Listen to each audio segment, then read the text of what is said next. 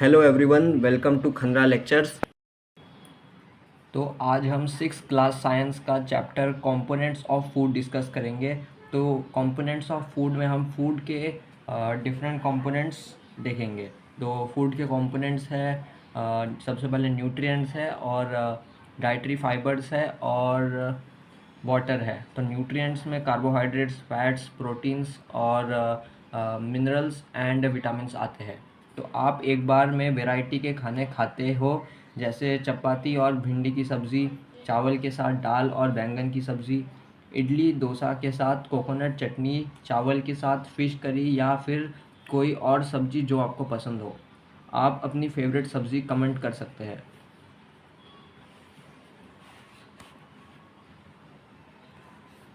हमने एक pattern notice किया है कि खाने में 2 या 3 पार्ट्स होते हैं। एक बार में कोई ग्रेन होगा, एक पार्ट में कोई ग्रेन होगा जैसे rice, wheat, barley and sorghum, और दूसरे पार्ट में दाल, dish of meat, fish curry, vegetable dish like भिंडी की सब्ज़ी। वैसे तीसरा पार्ट कुछ ही लोग प्रीफर करते हैं, तीसरा पार्ट में दही, अचार या कोई भी और चीज़। वैसे आप क्या प्रीफर करते हैं, कौन सी चीज़ प्रीफर करते हैं, दही या अचार?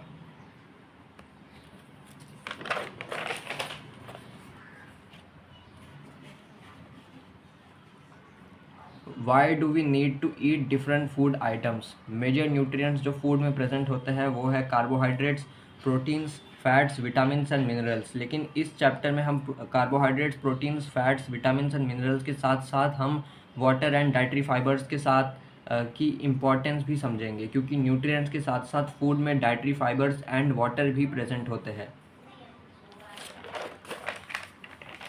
टेस्ट फॉर स्टार्च, अगर कोई खाने की चीज़ में स्टार्च प्रेजेंट है या नहीं ये आपको जानना है तो आपको एक्सपेरिमेंट करना होगा। तो वो एक्सपेरिमेंट है test for starch.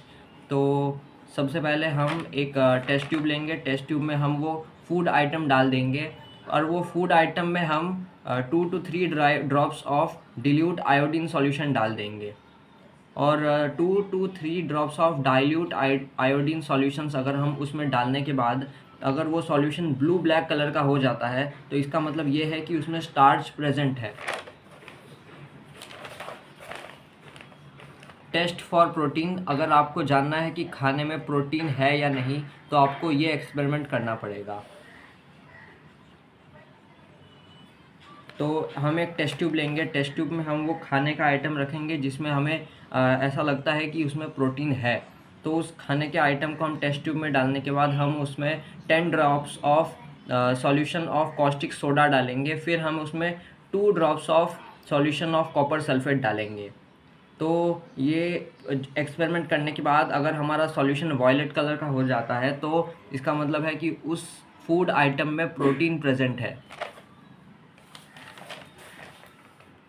Test for fats, अगर आपको जानना है कि खाने में फैट्स है या नहीं तो आपको ये एक्सपेरिमेंट करना पड़ेगा। तो एक्सपेरिमेंट है take a paper and add the fats food like groundnut and then close the paper around the groundnut. और पेपर को क्रश करने के बाद उसमें जो ग्राउंडनट प्रेजेंट है अगर उससे ऑयल निकल जाता है, जैसे हम उसमें ओपन करते हैं तो उसमें ऑयल पैच बन जाता है। तो if that is an oil patch even after drawing the paper it indicates the presence of fats. तो अगर पेपर को सुखाने के बाद भी अगर उसमें ऑयल पैच प्रेजेंट होता है तो इसका मतलब है कि उसमें फैट्स प्रेजेंट होता है।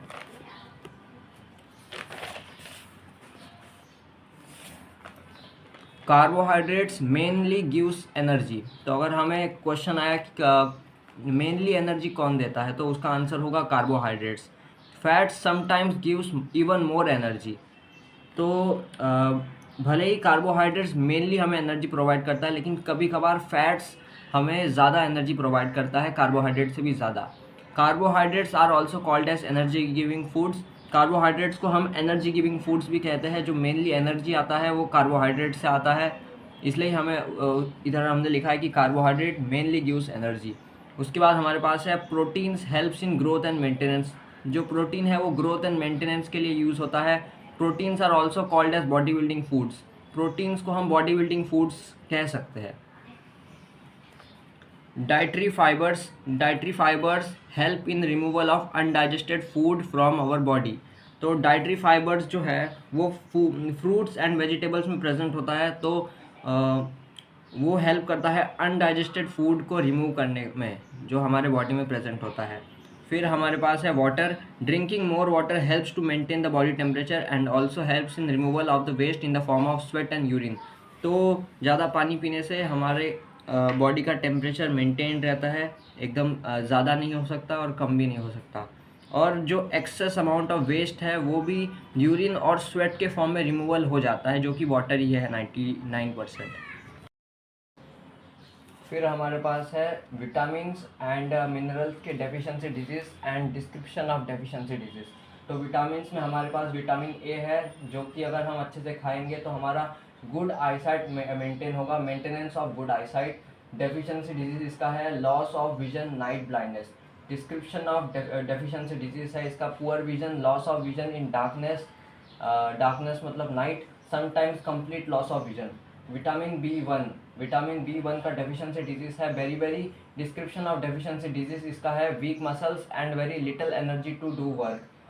विटामिन सी का डेफिशिएंसी डिजीज़ है scurvy. Description of deficiency disease bleeding gums, wounds take longer to heal. Vitamin D keeping our bones healthy. Deficiency disease इसका है rickets. Description of deficiency disease इसका है bones become soft and bent.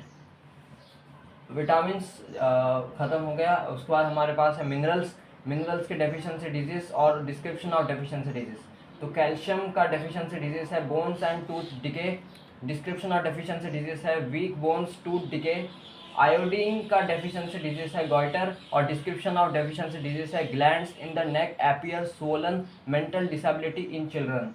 Vitamins ख़त्म होने के बाद हमारे पास iron है, तो आयरन का डेफिशिएंसी डिजीज़ है एनीमिया और डिस्क्रिप्शन ऑफ डेफिशिएंसी डिजीज़ है वीकनेस।